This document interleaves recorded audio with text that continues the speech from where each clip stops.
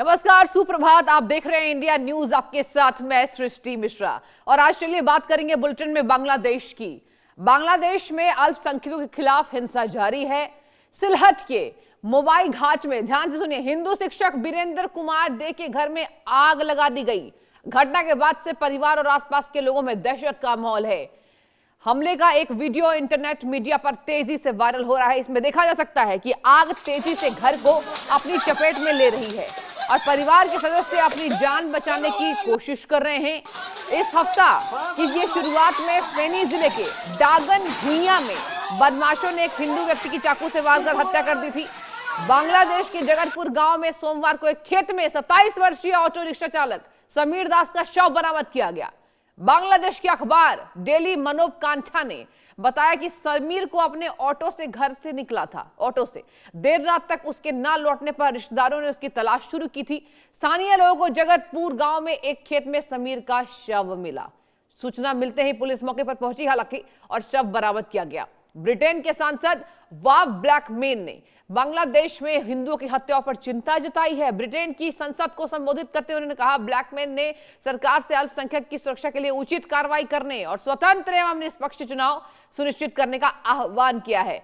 Blackman ने चिंता जताई कि देश की एक प्रमुख राजनीतिक पार्टी आवामी लीग पर प्रतिबंध लगा दिया गया है, जबकि जनमत सर्वेक्षणों में उसे 30% समर्थन प्राप्त है। तो देखिए दर्शकों, अगर हम बांग्लादेश की बात करें, हालत बद से बदतर, और सबसे बड़ी बात तो यह है कि हिंदुओं को टारगेट किया जा रहा है।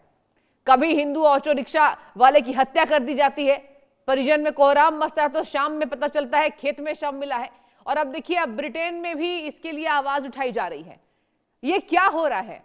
और चलिए इस पर हम गहन चिंतन करेंगे और विशेष चर्चा करेंगे। हमारे साथ कर्नल जे.एस. सोढ़ी जी, विदेश मामलों के जानकार, जुड़ चुके हैं, और डिफेंस एक्सपर्ट, माफ कीजिएगा, defence expert colonel J S. Sodhi ji, और वही रानिक दत्ता जुड़ चुके हैं। सबसे पहले मैं जानना चाहूंगी कर्नल जी आपके पास, और बताइए कि देखिए हिंदुओं की हत्या कम नहीं हो रही है सर, ये चिंता की बात है ना। हम हर हफ्ते ऐसी खबरों को देख रहे हैं। अब क्या एक्शन लिया जाना चाहिए सर?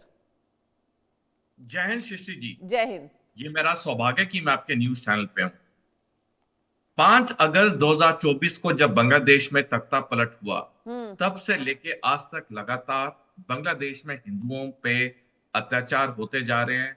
मंदिरों को तोड़ा जा रहा है, बर्बाद किया जा रहा है। आए गए दिन खबर आती जब किसी ना किसी हिंदू की या तो वहां पे जान चली गई है या उसके घर पे आग लगा दी गई है। बिल्कुल 1.5 साल से ज्यादा हो गए और ये चीज बंद होने का नाम बिल्कुल नहीं ले रही है। और मेरे को बड़े अफसोस से कहना पड़ता है कि जो अगले महीने 12 फरवरी को बांग्लादेश में चुनाव होंगे, जो भी पार्टी जीतेगी, चाहे बीएनपी या जमात, दोनों ही भारत विरोधी पार्टी हैं, दोनों ही हिंदू धर्म विरोधी पार्टी हैं। और बांग्लादेश में ये जो सिलसिला 1.5 साल से चलता आ रहा है हिंदुओं पे अत्याचार, ये थमेगा नहीं। बांग्लादेश में सिलसिला हिंदुओं पे अत्याचार का तब थमेगा जब बांग्लादेश में फ्री, फेयर और इंक्लूसिव इलेक्शन होंगे, जहां पे हर पॉलिटिकल पार्टी को ये खुली छूट होगी चुनाव में हिस्सा लेने की, खास करके अवामी लीग, जिसे अवैध करार दे दिया गया है। हमने देखा है जब 15 साल का शेख हसीना का कार्यकाल था बांग्लादेश में, ऐसी कोई रिपोर्ट नहीं आती थी कि हिंदुओं पे अत्याचार हो रहा है, मंदिरों को तोड़ा जा रहा है। तो बांग्लादेश में पहली बात तो बांग्लादेश की तरक्की के लिए और उनकी माइनॉरिटीज की प्रोटेक्शन के लिए बहुत जरूरी है कि बांग्लादेश में फ्री, फेयर और इंक्लूसिव चुनाव हो, जहां पे हर पॉलिटिकल पार्टी को निष्पक्ष तरीके से चुनाव लड़ने की अनुमति हो। सर ये भी बताइए कि देखिए हम हत्याएं देख रहे हैं, संख्या बढ़ती जा रही है, इन हमलों की संख्या बढ़ती जा रही है। कभी हिंदू नेता को टारगेट किया जा रहा है। एक सोची समझी चाल सर नजर तो आ रही है। और आपको क्या लगता है कि बढ़ते यहां पर युद्ध की परिस्थितियों को देखते हुए एक प्लानिंग है, और ये प्री प्लानिंग प्लॉटिंग है? क्योंकि नजर तो ऐसा ही आ रहा है। ऐसा कहां होता है कि लगातार हिंदू की हत्या हो जा रही है, कोई आवाज उठाने वाला नहीं है, जुनूस बस बोलते रहते हैं। हाँ जी शिशि जी, आपके प्रश्न में बहुत गहराई और काफी रिसर्च के बाद आपने ये प्रश्न पूछा है। शिशि जी, ये जो बांग्लादेश में हिंदुओं पर अत्याचार हो रहा है, ये सिर्फ एक धर्म तक अत्याचार सीमित नहीं है। बिल्कुल इसके पीछे एक बड़ी सामरिक रणनीति है। और रणनीति है कि जब चीन और पाकिस्तान भारत पे 2030 के बाद कभी भी टू फ्रंट वॉर करेंगे, तब बांग्लादेश उनका साथ देगा। चाहे जी। सैनिक तौर पे भारत के खिलाफ मोर्चा खोले ना खोले, लेकिन भारत को अब 3.5 फ्रंट वॉर की तैयारी करनी होगी। चीन, पाकिस्तान, बांग्लादेश बेशक खोले ना खोले सैनिक मोर्चा, और आधा फ्रंट जो हमारे देश के अंदर है। यानी इस वक्त हमें 3.5 फ्रंट वॉर की तैयारी करनी होगी। और ये जो बांग्लादेश में भारत विरोधी या हिंदू धर्म विरोधी जो वहां पे बातें हो रही हैं, उसकी बड़ी एक सामरिक रणनीति है जिसके पीछे चीन और पाकिस्तान का पूरा हाथ है। बिल्कुल। 9 जुलाई को पिछले साल जिन अनिल चौहान, जो कि भारतीय सशस्त्र बल के चीफ ऑफ डिफेंस स्टाफ है, उन्होंने बयान दिया था कि जिस तरह से चीन, बांग्लादेश और पाकिस्तान की नजदीकियां बढ़ रही हैं, ये आने वाले समय में भारत की सुरक्षा और अखंडता के लिए दिक्कत करेंगी। देखिए सृष्टि जी, हमारे पास 5 साल का समय है। 2030 के बाद कभी भी चीन और पाकिस्तान हम पे टू फ्रंट वॉर करेंगे। और बांग्लादेश में, जैसे मैंने पहले कहा, हालात तो सामान्य होते हुए दिख नहीं रहे, क्योंकि बांग्लादेश कभी भी अवामी लीग को चुनाव में हिस्सा नहीं लेने देगी। क्योंकि जैसे आपने ओपनिंग ग्राफिक्स में बिल्कुल सही बताया, अवामी लीग का हर इलेक्शन में 30-32% से ज्यादा वोट शेयर रहा है। तो अवामी लीग एक बहुत बड़ी पॉलिटिकल फोर्स है, जिसे बांग्लादेश की इंतरिम सरकार या बाद में जो भी जीतेगा, जमात या बीएनपी, वो उसे चुनाव में हिस्सा लेने नहीं देगी। तो ये जो सिलसिला है बांग्लादेश में हिंदू धर्म के खिलाफ और भारत विरोधी जो वहां पे गतिविधियां हो रही हैं, ये मेरे को अगले 5 साल तक थमते हुए नहीं दिख रहा। सर आप बहुत बड़ी बात कह रहे हैं, 5 साल तक थमते हुए नहीं दिख रहा है, तो इसका मतलब साफ है ना कि बांग्लादेश की जो अभी अंतरिम सरकार है एक सोची समझी प्लानिंग प्लॉटिंग को आगे बढ़ा रही है। भारत देश में तो हमने ऐसा कभी नहीं देखा कि अगर कुछ हत्याएं हो रही है, कुछ अत्याचार हो रहा है, तो सरकार एक्शन नहीं लेता है। ऋषि जी, आपने बिल्कुल सही कहा कि किसी भी देश की सरकार अगर कड़ा रुख अपनाए, उस देश में कोई गलत काम नहीं हो सकता है। हाँ। और आपने बिल्कुल सही ये भी कहा कि आप देखिए, भारत में किसी माइनॉरिटी पे कोई अटैक नहीं बिल्कुल। होता है। अगर अगर अगर इक्का दुक्का होता है, फौरन उस पे कठिन और कठोर कार्रवाई होती है। पूरे देश को एक मैसेज आता है कि ऐसा कोई अटैक को टॉलरेट नहीं किया जाएगा। लेकिन बांग्लादेश में क्यों है कि 1.5 साल से लगातार हिंदुओं पे अत्याचार हो रहा है, हिंदुओं की जानें जा रही हैं, मंदिरों को तोड़ा जा रहा है, हिंदुओं के घरों को आग लगाई जा रही है, क्योंकि बांग्लादेश की अंतरिम सरकार उसे पूरी तरह समर्थन कर रही है। अगर वो कार्रवाई नहीं कर रही है, तो साफ है वो समर्थन कर रही है। और हमने देखा, 1.5 साल हो गया, मोहम्मद यूनिस से एक बयान नहीं आया इन चीजों के खिलाफ। यानी कि पूरी तरह से बांग्लादेशी सरकार की हामी है। और तभी वहां पे ये जो दहशतगर्द हैं, ये खुलेआम घूम रहे हैं, हिंदुओं को गिन गिन के, चुन चुन के मार रहे हैं, उनके घरों पे आग लगा रहे हैं, मंदिरों को तोड़ रहे हैं। ये बांग्लादेश की सरकार की सहमति के बगैर हो ही नहीं सकता है। बिल्कुल सर, और सामान्य लिया जा रहा है ना फिर भारत को, अगर बांग्लादेश में आवाज नहीं उठ रही है। आपने बिल्कुल सही कहा। और यहां पर अभी अगर आपने देखा होगा, भारत में कभी भी माइनॉरिटीज पर अटैक होते हैं, सड़कों पर लोग निकलते हैं, और ठीक है, सही भी बात है, निकलना भी चाहिए।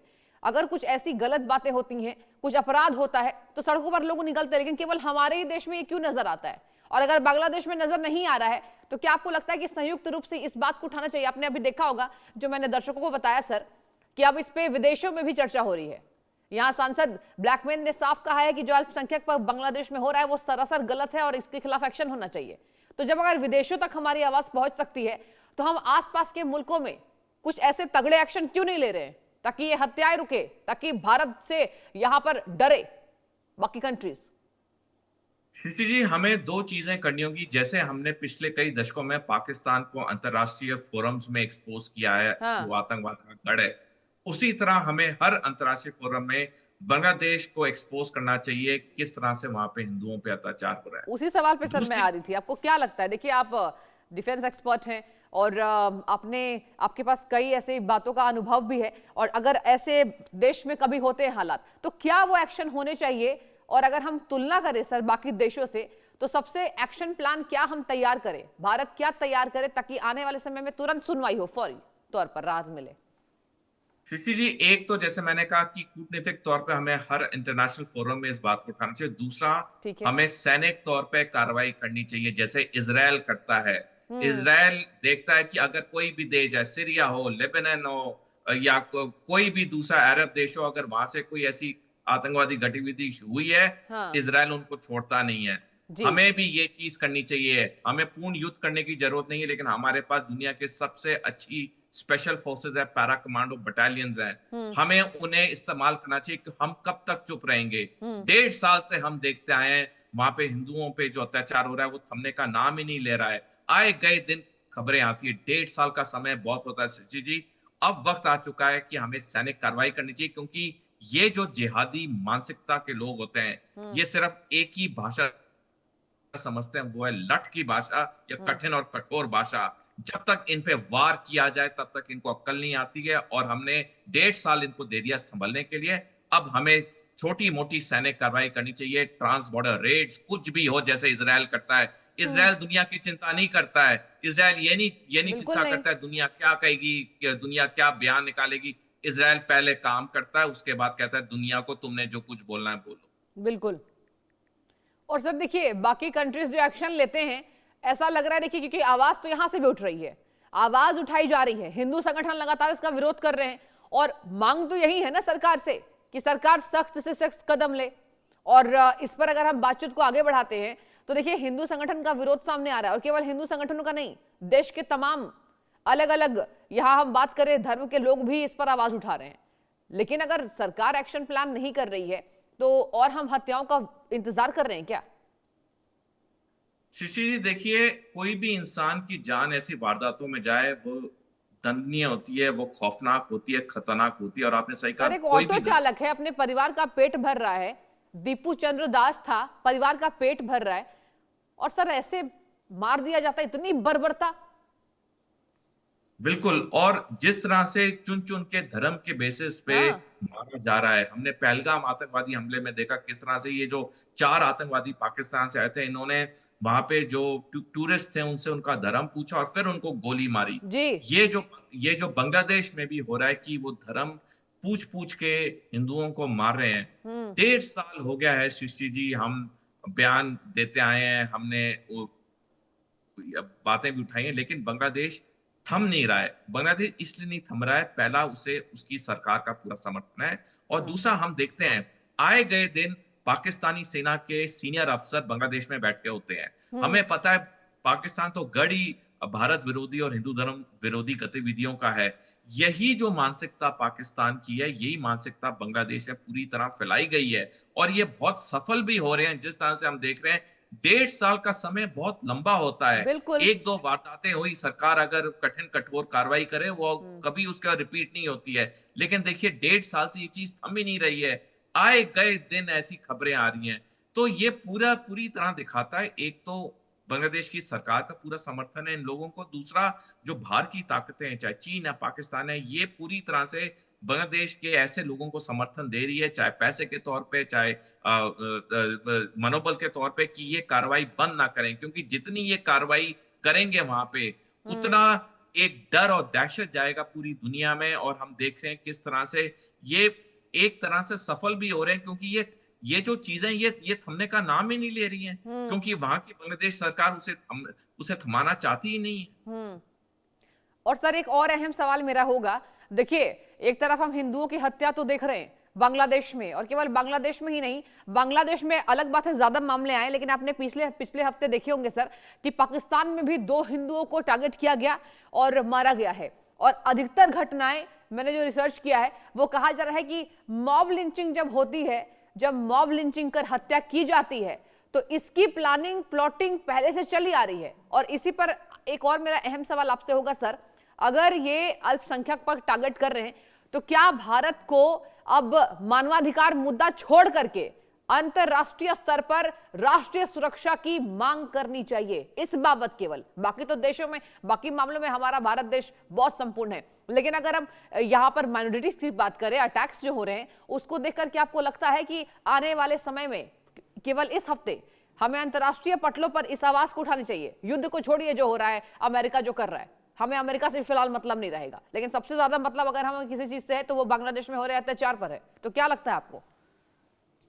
शशि जी, आपके प्रश्न का जो पहला भाग है, ये जब मॉब लिंचिंग होती है, चाहे पाकिस्तान में हो या बांग्लादेश में माइनॉरिटीज पे, ये पूरी तरह प्लान्ड होती है। बिल्कुल। और ये प्लानिंग के बाद ही ये कार्रवाई की जाती है। ये कोई ऐसा नहीं होता कि हम्म। अचानक होगी, पूरी जी इसमें सर। प्लानिंग चलती है। शशि जी, जो आपके प्रश्न का दूसरा भाग है, हम्म।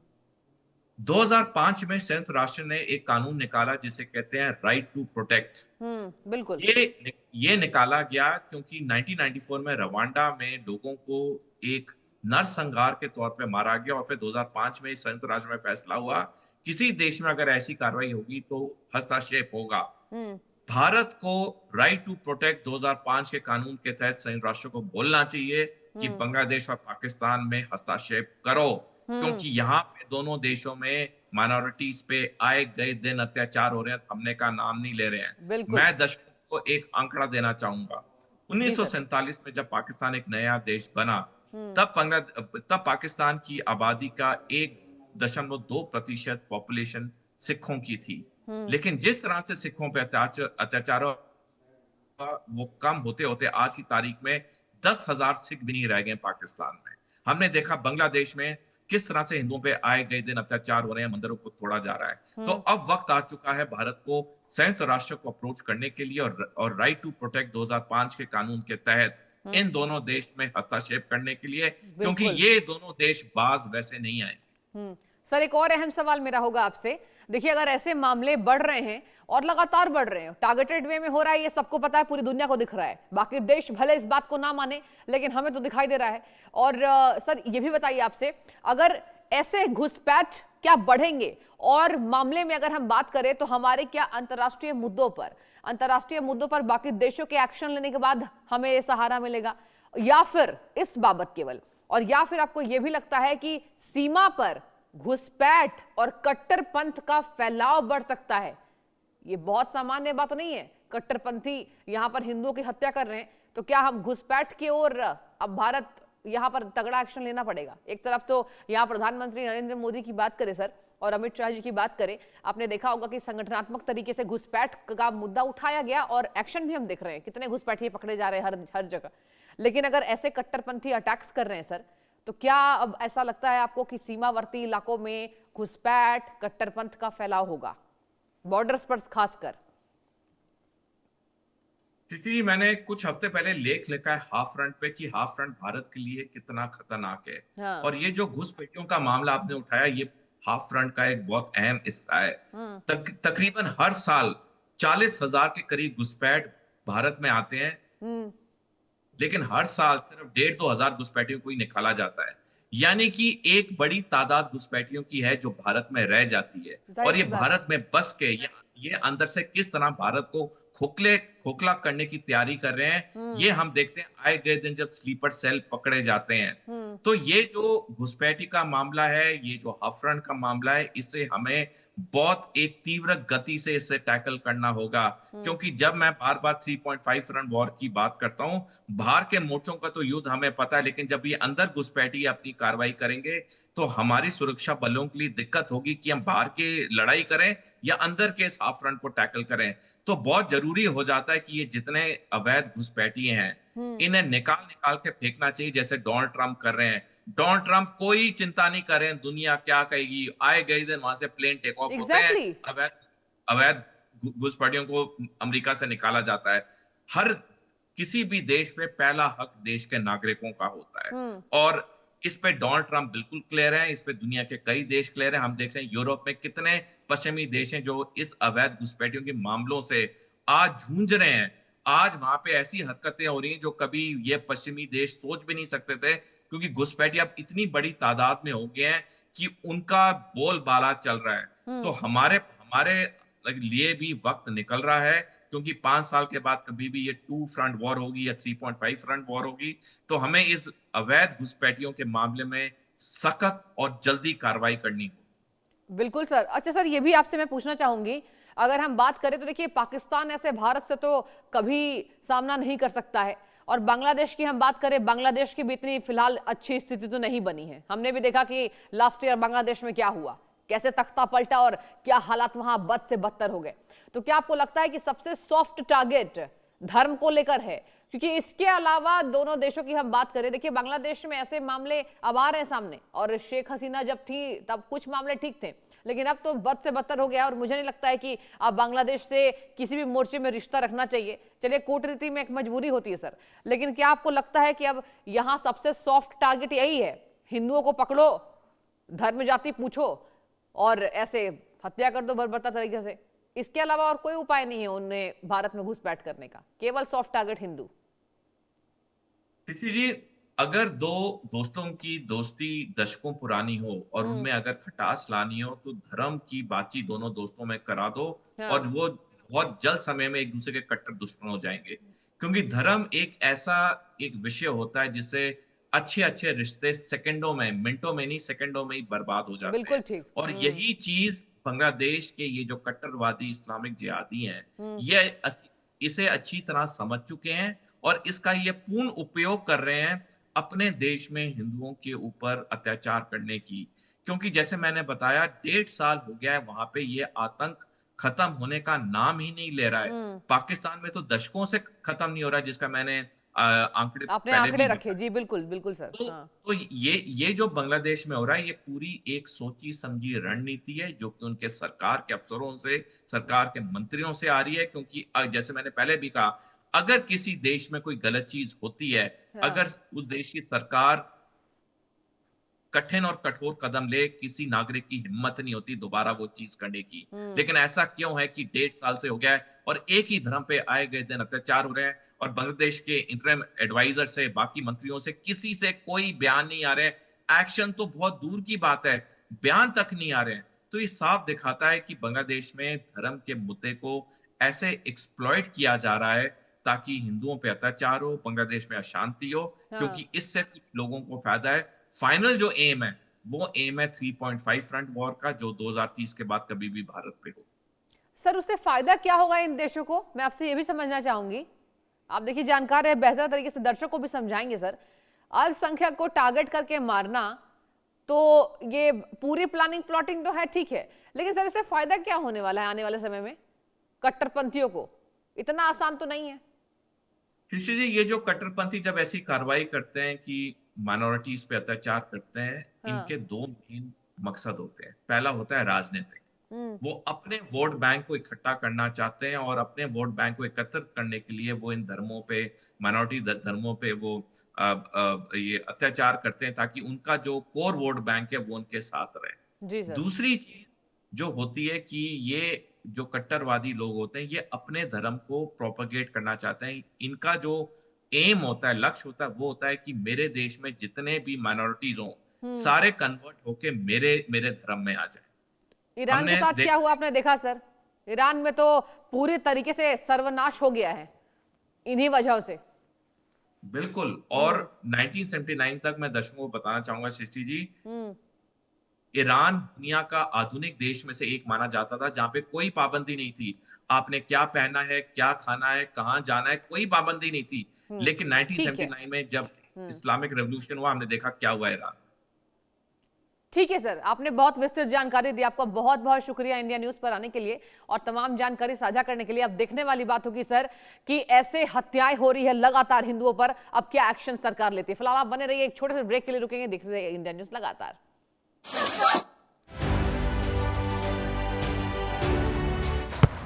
इसको तो फुटबॉल खेलना भी